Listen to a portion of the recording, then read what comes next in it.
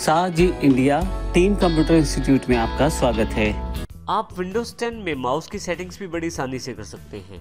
Mouse की settings काफ़ी सारे कारण से आपको करनी पड़ सकती है। जैसे यदि आप लेफ्ट हैंडेड पर्सन हैं तो हो सकता है आपको माउस के बटन्स को इंटरचेंज करना पड़े, और यदि आप टेक्स्ट ऐप्स में ज़्यादा काम करते हैं जैसे वर्ड या वर्ड पैड, तो हो सकता है आप ज़्यादा लाइन्स को एक साथ स्क्रॉल करना चाहते हैं माउस व्हील के साथ, या एक साथ काफ़ी सारी लाइनें ऊपर नीचे करना चाहते हैं जब माउस के आप व्हील बटन को दबाते हैं।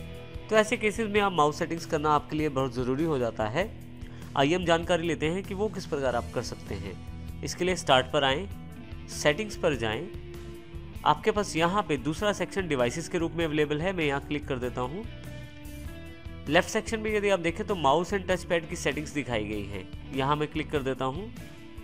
यहाँ पे आपको माउस की बेसिक सेटिंग्स अवेलेबल हैं जिनको आप चेंज करके अपने माउस को अपने हिसाब से ऑपरेट कर सकते हैं। जैसे कि सबसे पहला ऑप्शन है सिलेक्ट योर प्राइमरी बटन।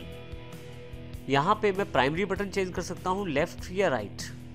यदि मैं लेफ्ट हैंडेड हूँ तो मैं प्रेफर करूँगा कि सबसे पहले जो मेरा राइट बटन है वो एज अ लेफ्ट काम करे। यदि मैं लेफ्ट हैंडेड हूँ तो यहाँ से मैं बटन चेंज करना चाहूँगा, जैसे कि मैं यहाँ पे राइट कर देता हूँ। और यदि मैं फिर से वापस लाना चाहता हूँ तो ध्यान रखिएगा, क्योंकि आपने राइट को प्राइमरी बटन बना दिया है तो अब आपके पास वो सारे क्लिक्स जो लेफ्ट करता था अब राइट कर रहा है। तो चेंज करते वक्त ये राइट क्लिक का प्रयोग करते हुए ये चेंज होगा। जैसे कि अब यहाँ मैं इसको लेफ्ट पे ले आता हूँ वापस।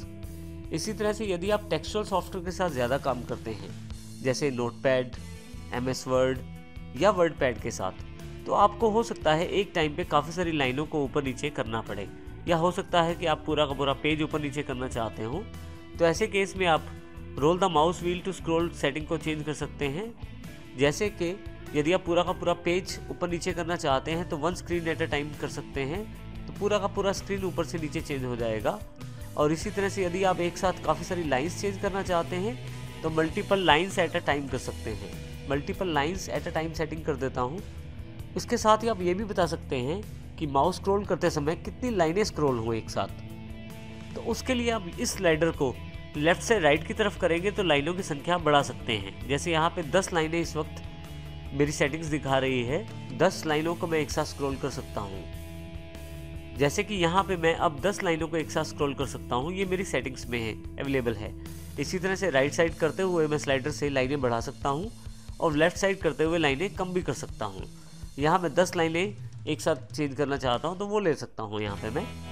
इसके अतिरिक्त यदि आप नीचे की तरफ रिलेटेड सेटिंग्स पे चले जाएँ तो एडिशनल माउस ऑप्शंस भी अवेलेबल हैं। यहाँ मैं क्लिक कर देता हूँ एडिशनल माउस ऑप्शंस पे।